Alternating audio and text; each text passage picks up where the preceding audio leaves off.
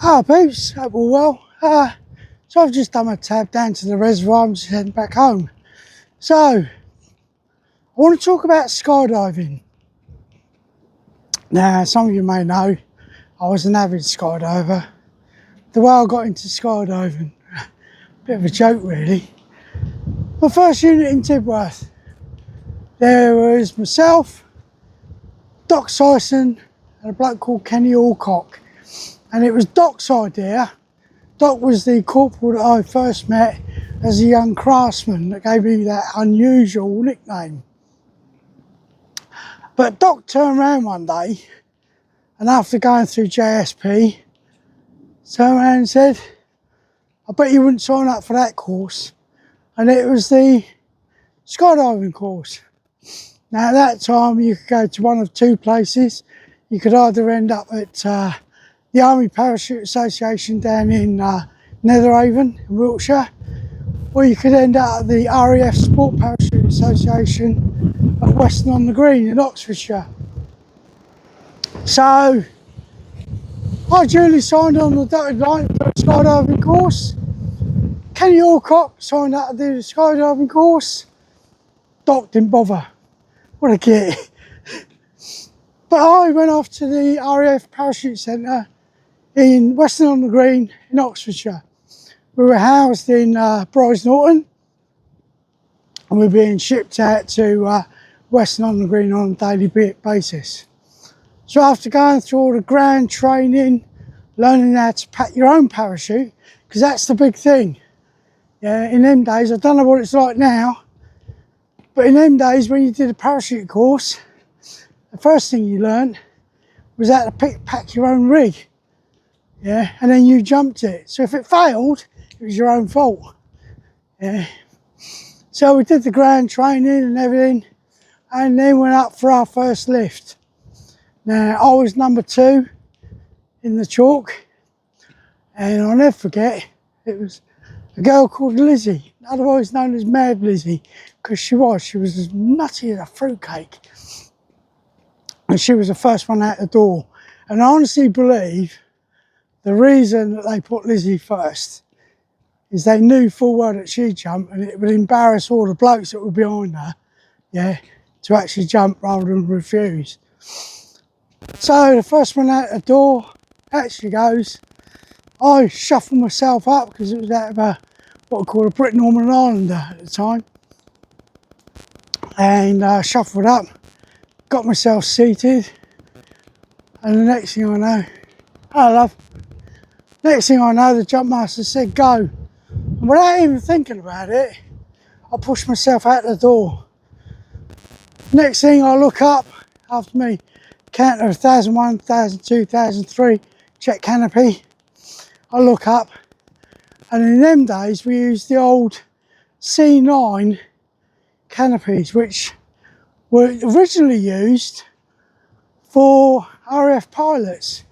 It was part when they ejected, the canopy that they had above their head was the old C9, which was orange, white and green. So, landed on the drop zone, Weston-on-the-Green, picked up my kit, walked back to drop it off, and then it was a case of repack it for your next jump. So I did that, and I must admit, the second jump was probably scarier than the first jump. Why? First time, I didn't know what the hell I was doing. Second time, I knew what was coming. Now, the whole thing about the category system from the British Parachute Association at the time was you would do 3 static line jumps, 3 dummy ripcord pulls, and if you got those right, you would end up on a 3-second free fall as your first free fall jump. Unfortunately, during my time at Weston-on-the-Green, I never got to go on the free fall. I was always mucking it up, falling off to one side and all sorts. But I loved it, absolutely loved it, especially the canopy ride. That was brilliant. So, like I say, it was Doc Syson's bloody stupid idea, but I carried it on for many years. Yeah, kept jumping, loved every minute of it. One of the other reasons I wanted to get into skydiving, at the age of around about 13 or 14, I think it was, Dad took us to what was known as the Aldershot Armoured Display, Rushmore Arena in Aldershot. And of course, he'll be jumping into the arena, the Red Devils, or the Red Freds as we call them. That was when I first met a bloke called Bob Harmon. At the time I think Bob was a sergeant. And myself and my brother, they used to have a thing called a fan trainer at the Aldershot Armoured Display. And basically what it was a big scaffolding platform which you went up and you jumped off in a harness. And there was a big fan that slowed down your descent. Well, me and my brother, every time we went to the Aldershot display, straight for the fan trainer. Yeah, always on it. But like I say, I think I was about 13 or 14 when I met Bob Harmon. And the reason I met Bob Harmon was Red Freds was jumping in. Me and Dad and my brother Tony were stood near the beer tent. And we heard over the tannoy system.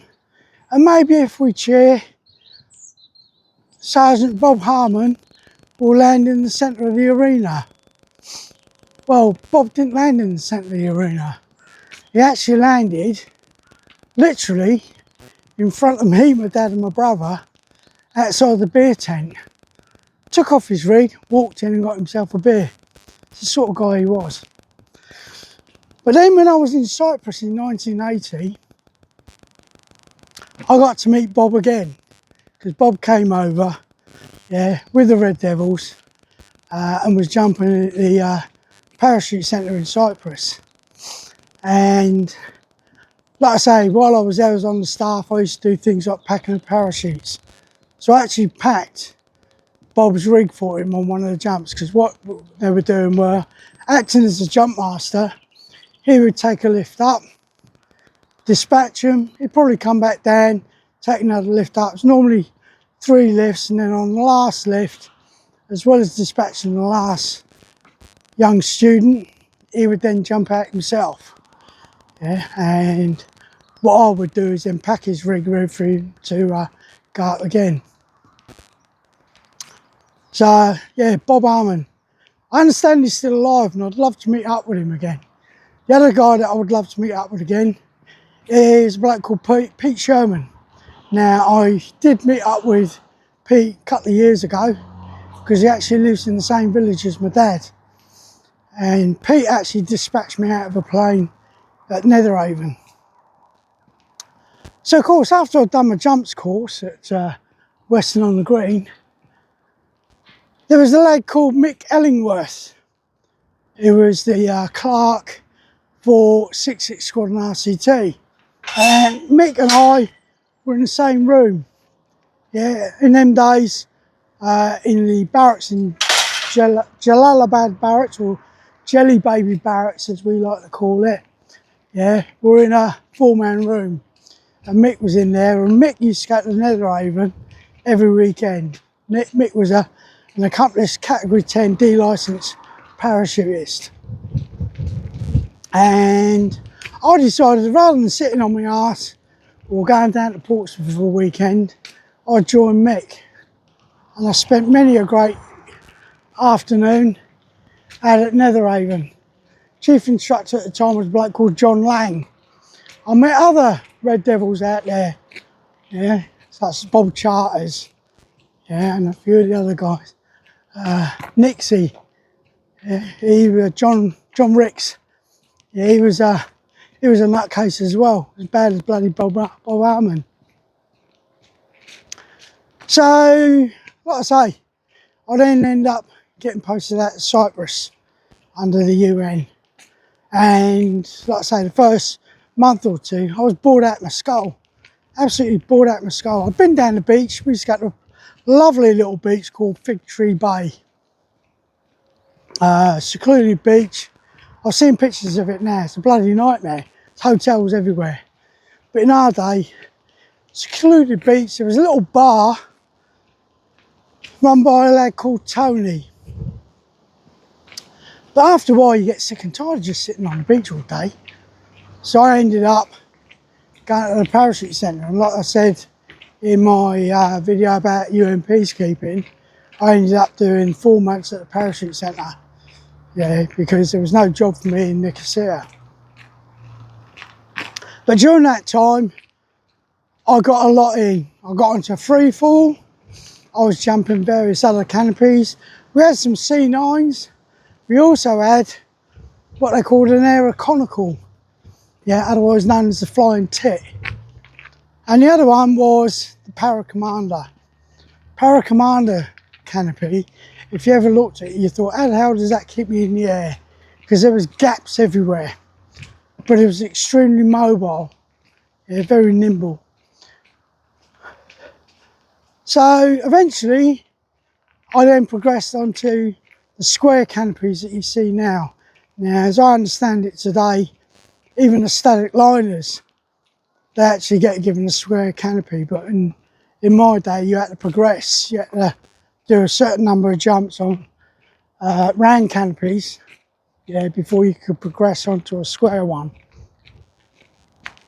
But while I was down in Cyprus, the chief instructor was a bloke called Mick Winwood, and he was a member of the Light Infantry's freefall team, the Flying Blue Bugles, as they were officially known, or to all of us, they were known as the Tumbling Trumpets. Like I say, the Red Devils were known as the Red Freds. There was a bloke called Bernie down there, and Paddy McEwen, who was the guy that was mentoring me going through my time down there. Yeah, had a wonderful time in Cyprus, skydiving.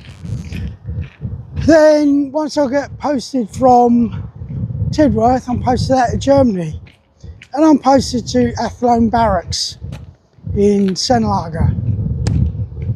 Well, from Athlone Barracks, I could see what was known as RAPA, the Rhine Army Parachute Association, and they used to jump at a place called Bad Lipspringer.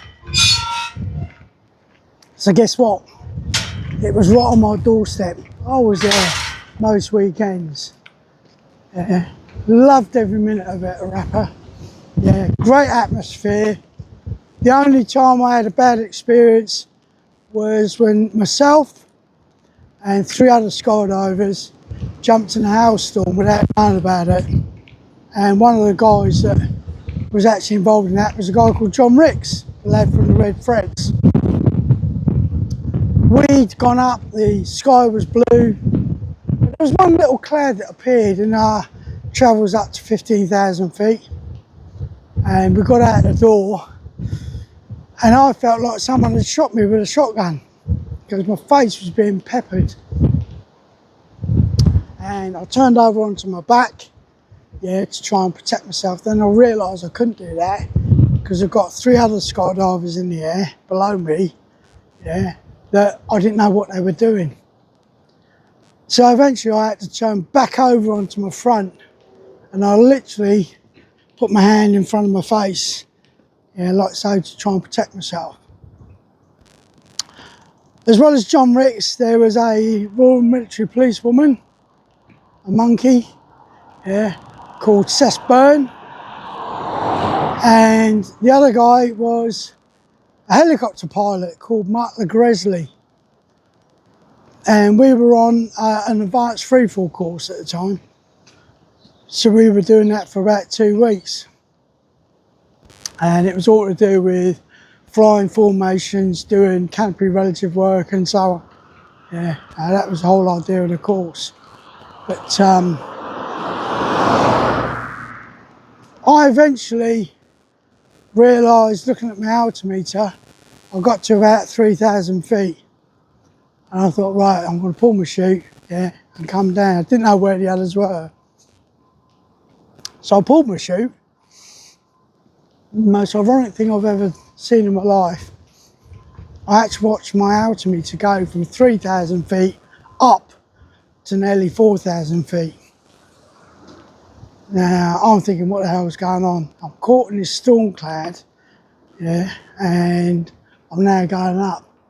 So you can imagine what's going through my mind at the time. When I finally broke through the cloud and I could see the drop zone below me, I noticed that there's no one on the drop zone at all. So I honestly thought I was dead. I eventually land and I'm just lying on the drop zone. I actually went to go and wipe my face and I've got blood all over my hands. I've got blood coming out my nose, my mouth, my ears, everything. What it was the hailstones had peppered my face. I had huge blood blisters. I looked like Hammy the hamster. Face came out huge. Now, while I'm lying there, I look over, and if any of you have been to Bad Lipsbury, you'll know Uncle Tom's cabin, as it was called. That was the bar. I look over to find people running out of the bar and coming over to me. Now, I landed minutes, not seconds, minutes after the rest of them had. John Ricks was lucky. He knew there was no one below him, so he turned onto his back. Yeah, until he eventually thought, right, okay, I'm okay at the pool. Cess Byrne caught all of the hailstones under her chin and around her neck. And when we got taken to the med centre, yeah, they had to put ice packs on there because they were concerned that it was going to close off her windpipe. Mark LeGresley, because of the fact of falling through this hailstorm, his goggles had iced up. All of us goggles iced up. But Mark removed his goggles to try and see, and he ended up with blood blisters on his eyes. So my first wife was only a few weeks away from having my son, my first son. And I got taken to the med centre, treated, and my mate Simon Gordon, who was on the course with us, came home with me that day because he didn't want Irene to go into some sort of shock because the state of my face was a mess. So we'd been told that if we'd gone back to the parachute centre, we wouldn't be allowed to jump. We were told by the doctor that we had to rest. Well, like I say, we were on a 2-week course. And all four of us told the chief instructor, a bloke called Jack Fowler, that if we didn't go up again, we'd probably not go up again ever.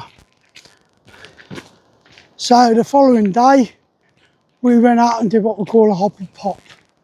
And literally that's you jump out of the aircraft, pull your chute, and that's it. You normally do that around about 3,500 feet. But the next jump we did, we're back up to 12 grand. Yeah. So that's the only bad experience I've had in skydiving. Skydiving for me is one of the most peaceful, relaxing sports you could ever do. Everyone says how dangerous it is.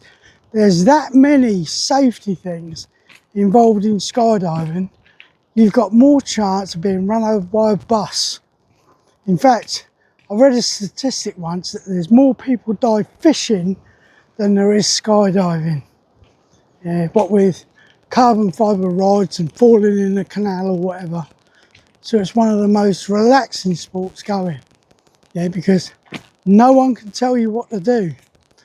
Everything is down to you.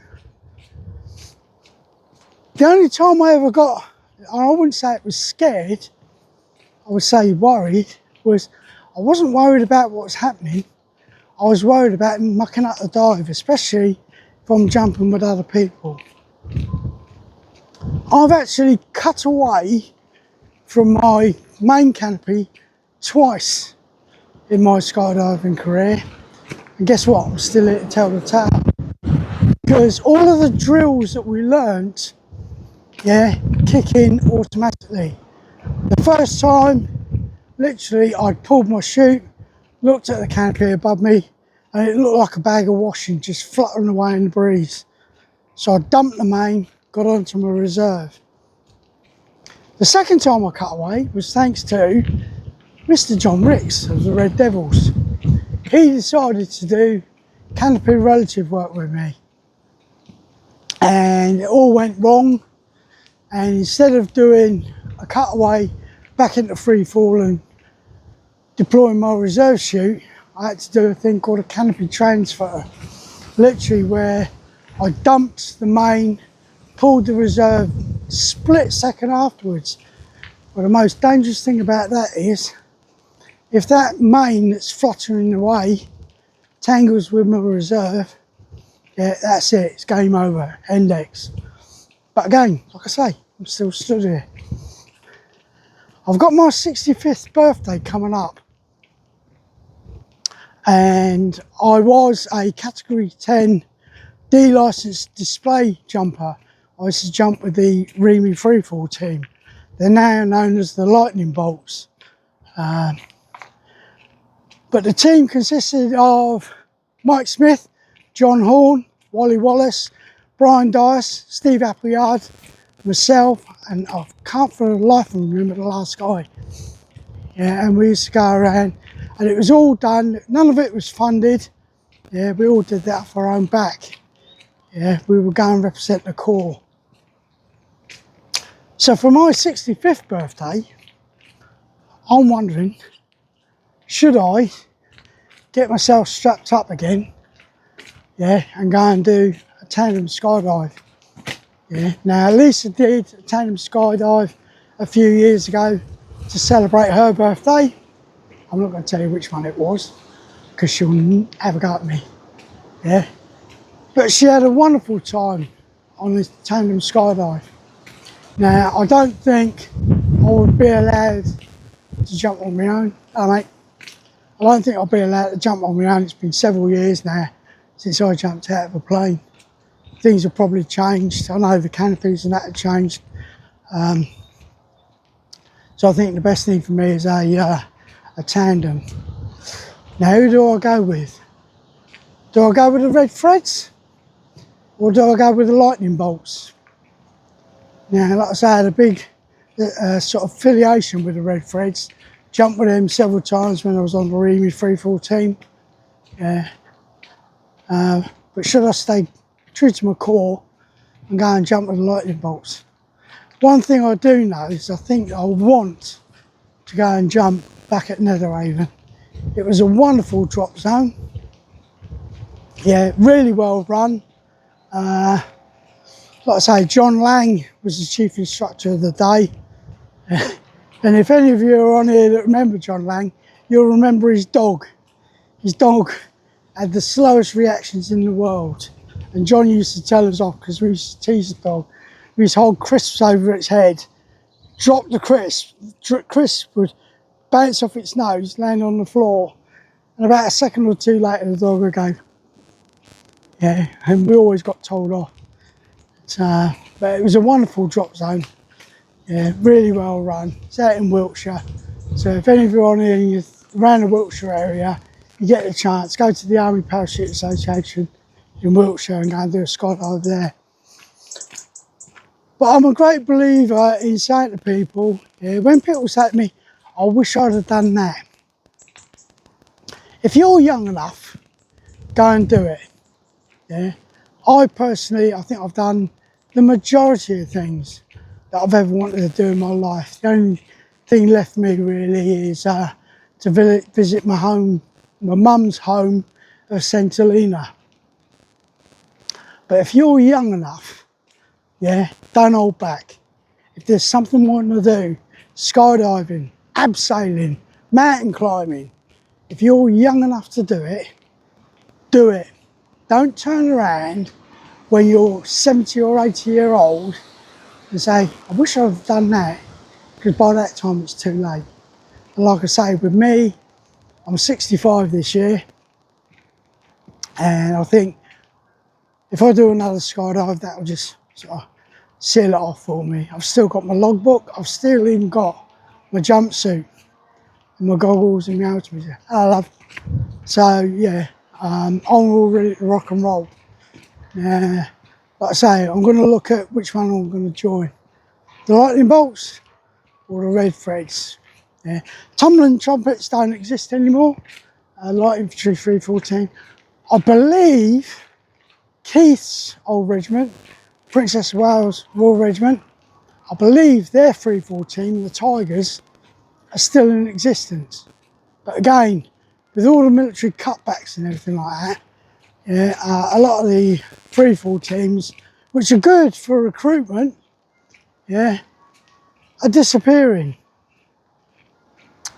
Anyway, if you're new to the channel, please consider subscribing. Not going to tell you to do it because you've got your own minds. Yeah, you can make up your own mind.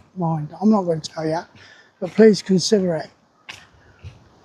Keith, who is Let's Tab 59, arrogant as it is, great historian. He'll tell you he's thick as a brick. He's telling lies. Yeah, Keith is a great historian. Does a lot of research into what he does. Yeah, and posts as well. And Keith has helped me grow my channel to 500. Yeah, so thank you very much, Keith. Greatly appreciated, mate. You're a brother. So I'm going to let you get on. I've got back into my village now. Yeah. Have a wonderful day. It's a bit gloomy out there, a bit wet and drizzly. But try and have a wonderful day. Take care of yourselves and stay safe. And as Keith and I always say, let's tab.